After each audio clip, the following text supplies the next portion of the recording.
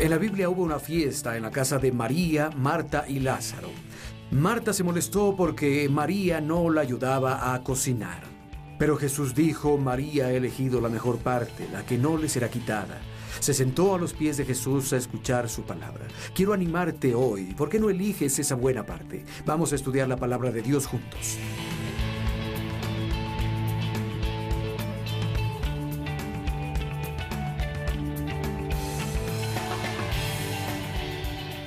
Algunos conocen fragmentos de mi historia. Estaba reflexionando esta tarde y sentí que debía compartirles más de mi historia y compartir de la palabra. Fui criado en el área, en una buena familia, no eran creyentes. Yo nunca escuché la palabra de niño y me desvié un poco y no puedo culpar a nada más que a mi propia naturaleza excesiva en la carne. Si encontraba algo que me gustara, siempre lo tomaba al extremo y esa tentación con la presión de amigos y también una naturaleza torcida me trajeron muchos problemas. Comencé a beber mucho de joven. De hecho, en secundaria, al inicio, llegaba a la escuela ebrio en la mañana, me levantaba una hora antes para beber una botella de vino, me la terminaba y me iba a la escuela así. Seguido estuve ebrio en la escuela. Y después terminé usando drogas también. Y las cosas en realidad pasaron de mal a peor. Y si me hubieran visto, creerían que era normal. Jugaba béisbol, hacía deporte, todo eso. Pero había otras cosas también en mi vida. Como dije, es un milagro que viviera suficiente para ser salvado. Me desmayé al volante más de una vez y una vez en la carretera. Nunca salí herido, milagrosamente. Una vez desperté, me había desmayado al volante y desperté con un tren que pasaba. Choqué mi auto a unos metros de la vía del tren y el tren pasó zumbando en la mañana. Me despertó, bajé, toqué una puerta, una señora abrió y dije: disculpe, ¿en qué ciudad estoy? No tenía idea de dónde estaba, ni en qué ciudad estaba. Me perdí. Ese tipo de cosas me pasaban seguido. Y lo último, cuando supe que estaba en problemas, fue cuando estaba en el patio de alguien y tenía las manos llenas de pasto y la boca llena de pasto. Había estado comiendo pasto del patio de alguien por el excesivo uso de drogas. Y recuerdo que esa noche pensé: Bayless, tienes un problema. Y si no te vas de aquí, terminarás en la tumba. Y decidí dejar California del Sur y alejarme de mis amigos, ya no usar drogas. Se acabó, me mudé a Oregon. Tomé un pequeño lote de drogas por si acaso sentía un momento de debilidad. Lo que pasó el primer día, me encontré con un traficante que conocía desde Long Beach, en Ashland, Oregon. Salimos y nos drogamos y, bueno, las cosas se salieron de curso desde ahí y podrían creer que no buscaba a Dios, pero sí. Ah, Nunca había oído el Evangelio, tenía veintitantos. Ningún ser humano me había contado la historia de la redención. Ningún ser humano me había dicho que Jesucristo estaba vivo. Ningún ser humano me había contado la historia de la salvación. Nadie. Y uno de mis mejores amigos había dejado la secundaria. Fuimos amigos desde la primaria. Dejó la secundaria y se volvió Hare Krishna. Se cambió el nombre a Bopadet. Y yo iba a los grandes festivales Krishnas. Leía el Bhagavad Gita. Iba a la iglesia metafísica. Practicaba yoga, kundalini. Practicaba religiones nativoamericanas. En la mayoría de ellas tenías que consumir drogas orgánicas en las ceremonias, pero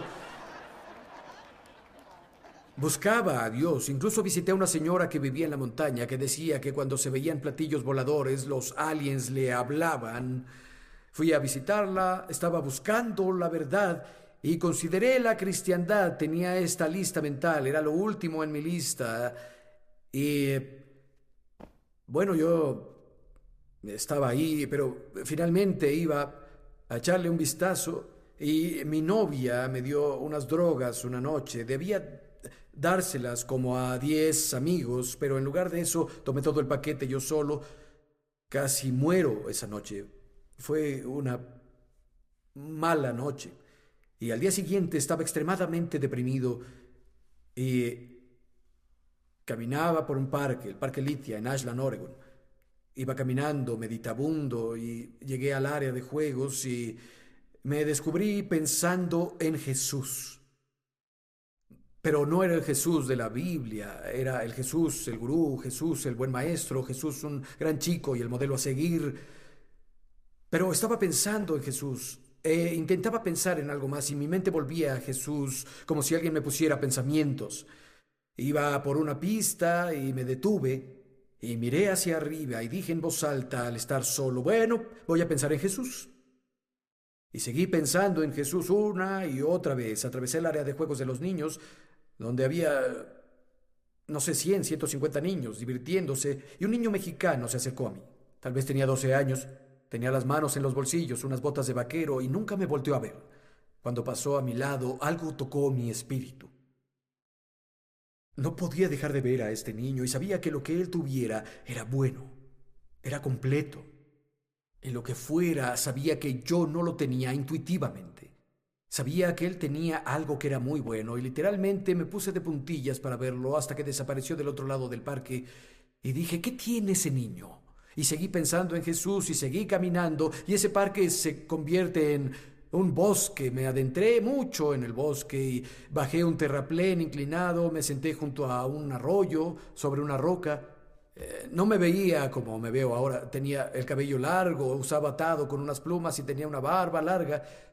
Estaba sentado en la roca, pensando en Jesús. Nadie me veía ahí y a los 10 minutos el mismo niño se deslizó del otro lado del arroyo y se sentó en una roca, enfrente de mí. Y se me quedó viendo. Lancé una vara al agua, él lanzó una vara al agua. Se me quedó viendo un rato y dijo, te hago una pregunta. Asentí con la cabeza y dijo, ¿conoces a Jesús? Y honestamente, cuando me preguntó eso, sentí, él debe creer que yo soy Jesús. Eso pensé. Y dije, ven aquí. Saltó por una roca, se sentó a mi lado y me dijo, mira, ¿no es maravilloso? Y comenzó a hablar como si Jesús siguiera vivo. Habló y habló de Jesús y de esa relación y lo maravilloso que era Jesús y yo pensé, qué raro eres. Y él dijo, ven, te presentaré a mi mamá. Seguí a este niño por el parque, al área de juegos, y había una mujer dormida en el césped. Y él la despertó. Aún recuerdo que tenía marcas de césped en la cara. Y él dijo, mira lo que encontré, mamá. Hablé con ellos un rato y dije, tengo que irme. Y cuando me iba, se llama Ramona, ella dijo, ven a nuestra casa a cenar. Y dije, no, gracias, tengo que irme, mucho gusto. Pensé, son las personas más raras que he visto. Y cuando me alejaba, ella dijo, queremos que vengas, y me gritó la dirección mientras yo me alejaba. Y yo me hice loco, y luego de, no sé, tal vez 2 semanas, sentí un deseo abrumador de ir a su casa y recordé la dirección. Encontré la calle, estacioné mi camioneta y estaba en una pendiente. Iba por la calle y allí estaba Ramón, asomada de una ventana del segundo piso, y gritó, ¡Bey! Todos me llamaban así entonces. ¡Bey! ¡Ven aquí! La vi y subí. Ya tenían la cena lista, habían puesto un lugar para mí.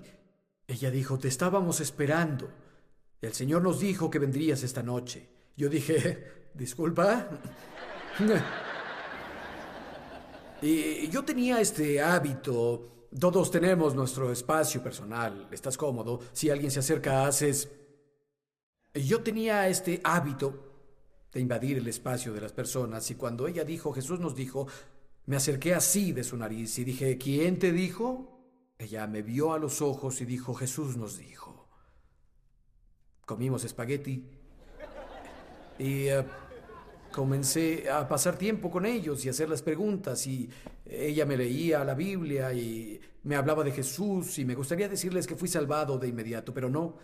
Me fui con un amigo y nos mudamos a la Ciudad de México y me involucré en cosas ilegales allá. Algo de ello incluía drogas y otras cosas. Y era miserable. Tenía todo lo que creía que me haría feliz ahí. Teníamos todas las drogas que quisiéramos. Estábamos con los más ricos ahí. Estábamos en una fiesta y un chico lanzó 1 kilo de hierba a la fogata porque estaba aburrido. Así de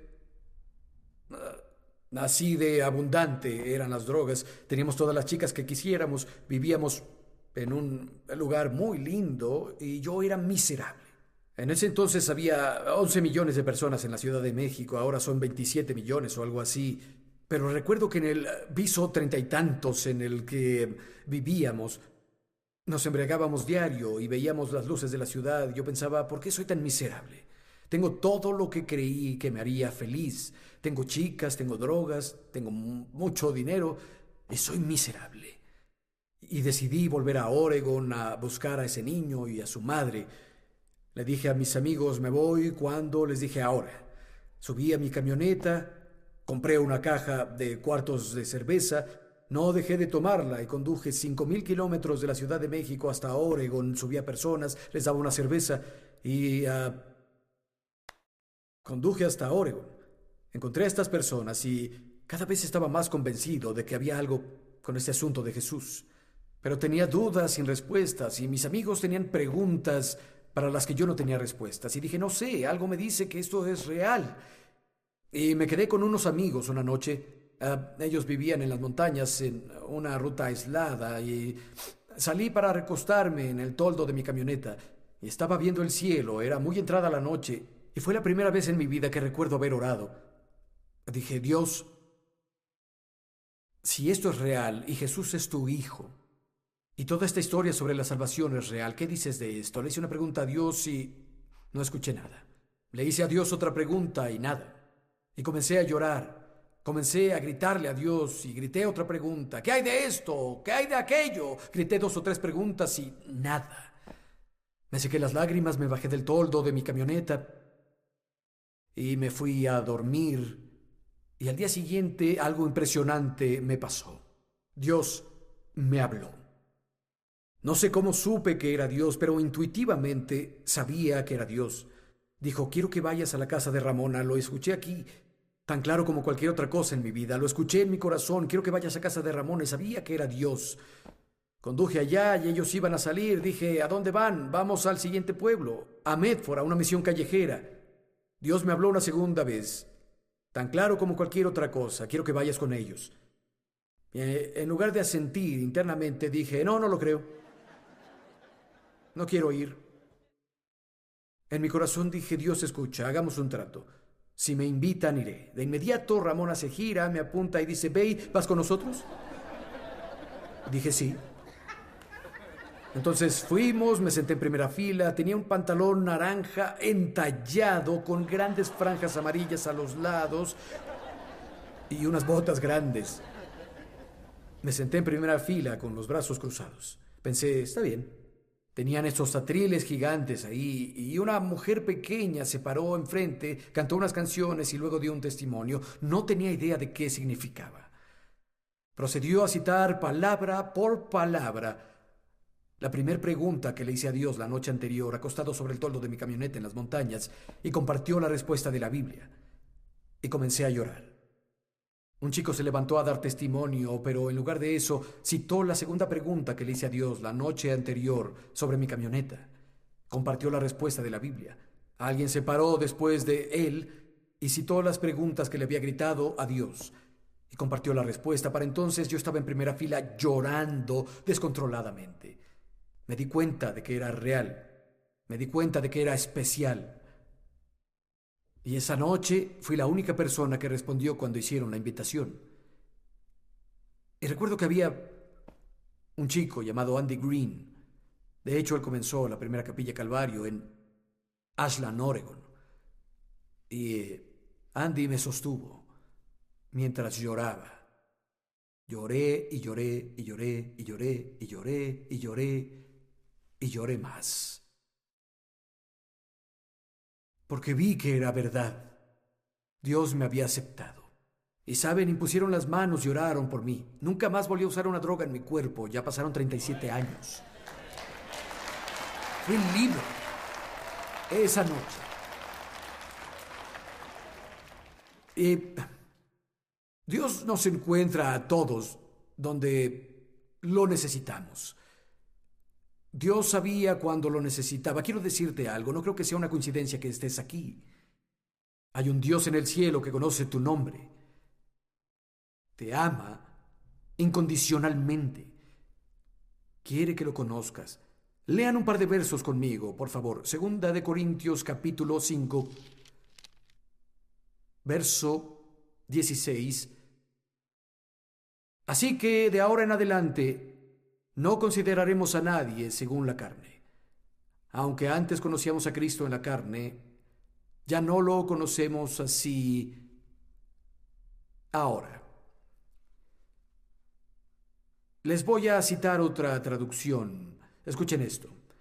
Dejamos de valorar a otros por lo que el mundo piensa de ellos.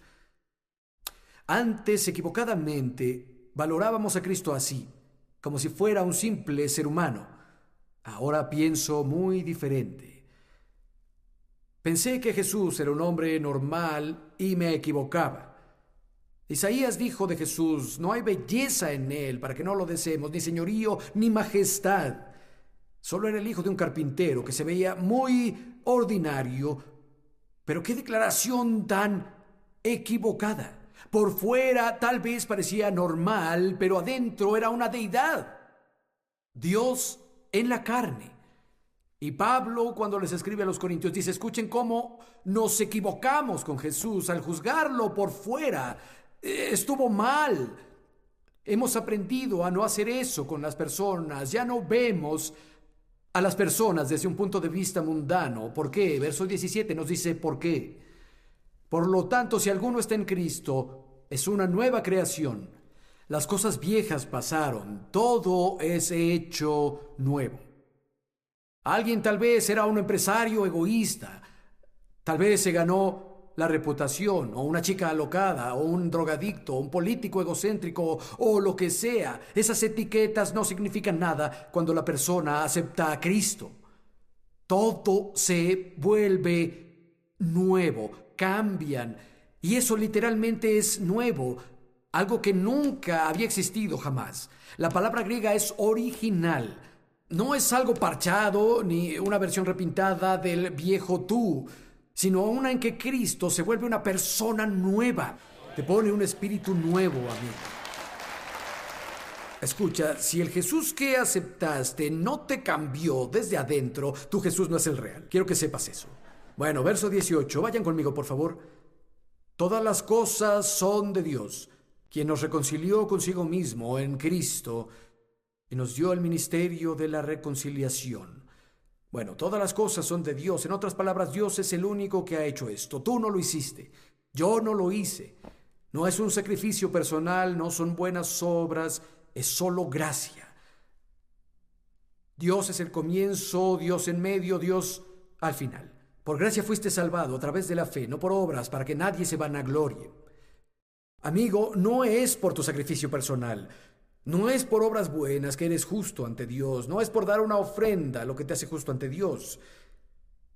Es el aceptar a su Hijo Jesucristo lo que te hace justo. Quiero que noten lo que dijo. Todo es de Dios. Es decir, Dios hizo esto, quien nos reconcilió consigo mismo. Es una relación, no es sobre religión. Dios nos reconcilió consigo mismo. Esa noche, en esa misión en Medford, Oregon, conocí a mi Creador. Llegué a tener una relación, en un caminar, hablar, vivir y respirar con Dios. No es un ritual, no es una ceremonia. Me reconcilió consigo mismo. Y quiere que tú lo conozcas. El resto del verso, vean esto, verso 18. Nos reconcilió consigo a través de Jesucristo y nos dio el ministerio de la reconciliación. Fuiste llevado a Dios y Él te dio algo. Todos piensen, tengo algo. Tienes un ministerio. Dios te ha dado un ministerio. El ministerio de la reconciliación. Y lo que ha pasado es que muchos han alterado el mensaje. Y en lugar de decirles que Dios personalmente se presentó en Cristo sin tomar en cuenta tus pecados, sino cancelándolos, los clavó en la cruz, cambian el mensaje a sucio pecador. Dios tiene que hacerte polvo. no es el mensaje que hay que predicar. Seguro hay un lado severo de Dios y no querrás jugar con el pecado cuando sabes lo que haces. La verdad es que Dios te ama. Ernest Hemingway, en su libro Capital del Mundo, cuenta la historia de un padre y su hijo que se separaron por la rebeldía del hijo. El padre finalmente se harta y saca al joven de la casa. No hablaron ni tuvieron contacto por un largo periodo de tiempo. Luego el padre lo pensó mejor, lamentó haber echado al hijo de la casa y buscó a su hijo, que se llamaba Paco, y nunca lo encontró. Finalmente fue a un periódico local, era en Madrid, España, y puso un anuncio grande en el periódico y dijo: Paco, nos vemos mañana en la mañana a las 9 a.m. en la oficina del periódico. Te perdono todo. Tu padre. El padre llegó ahí a las 9 a.m. esa mañana. Había 600 Pacos esperando en la sala del periódico. Todos esperaban poder reconciliarse y el perdón de sus padres. Amigo, el mundo espera reconciliación. Las personas necesitan perdón y lo saben. Y es el mensaje que tenemos, es lo que queremos predicar hoy. Dios no está molesto contigo. Jesucristo ya pagó el precio de la redención por tus pecados y por tu estilo de vida de pecado. Y puedes irte de ese lugar con un cambio. 2 versos finales. Así que somos embajadores de Cristo, como si Dios los exhortara por medio de nosotros. En nombre de Cristo les suplicamos que se reconcilien con Dios. Lo trató a Él, a Jesús, quien no conoció pecado, como pecador por nosotros, para que recibiéramos la justicia de Dios en Él. Te dieron un ministerio, eres un embajador. Eres una embajadora con las otras mamás del fútbol, con quienes te ves. Eres un embajador en el trabajo. Eres un embajador con tu vecino. Y noten lo que dijo, como si Dios suplicara a través de nosotros. Díganme, ¿qué juez va a suplicar a un criminal convicto que acepte el perdón? ¿Qué acreedor va a suplicarle a una persona que tiene una vida arruinada por las deudas y le dirá que acepte y que pague por completo sus deudas? Ningún acreedor hace eso, ningún juez hace eso, pero es lo que Dios del universo hizo. Ofendimos su santidad y aún así suplica. Acepta el perdón, acepta la reconciliación, acepta la redención. ¿Qué clase de Dios es ese? Y si escuchas tu corazón, sentirás la compasión. La Biblia dice que el amor de Dios nos obliga. Es por la súplica a través de nosotros. Reconcíliate. Por Jesús, que no pecó al colgar en la cruz del Calvario. Se hizo pecado por nosotros, para que fuéramos justos ante Dios. Lo diré de nuevo, no se trata de un ritual religioso. No es una ceremonia vacía. Es una relación. Jesús se volvió sacrificio por nuestros pecados. La profundidad de eso es incomprensible. Pero Jesús murió. Después de 3 días y 3 noches, el clamor por justicia eterna de Dios quedó satisfecho. Por el poder del Espíritu Santo, Jesús fue resucitado de los muertos. Y la Biblia dice que si crees eso, si lo confiesas con tu boca como Señor, Dios te lleva a una relación con Él llamada salvación. Quiero invitarlos a orar conmigo.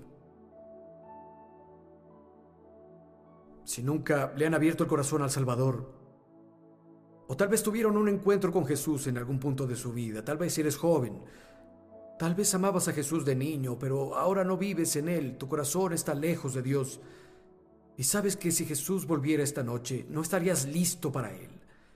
La noticia es que Dios no está molesto. Es hora de que vuelvas, hijo pródigo. Es hora de que vuelvas, hija pródiga. Entre más tarde será más difícil, más se endurecerá tu corazón. Es tu noche. Ponga la mano en el corazón, oremos juntos. Sé sincero, pon el corazón a tus palabras. Oh Dios, con todo mi corazón vengo a ti. Acepto que Jesucristo es tu Hijo. También que murió en la cruz por todos mis pecados. Y que fue resucitado de los muertos. Jesús, gracias por tomar mi lugar. Te pido que seas el Señor en mi vida. Confío solo en ti. A partir de este momento, mi vida ya no es mía. Todo lo que soy y todo lo que tengo, lo pongo en tus manos, Jesús. A donde sea que me lleves, yo iré. Amén.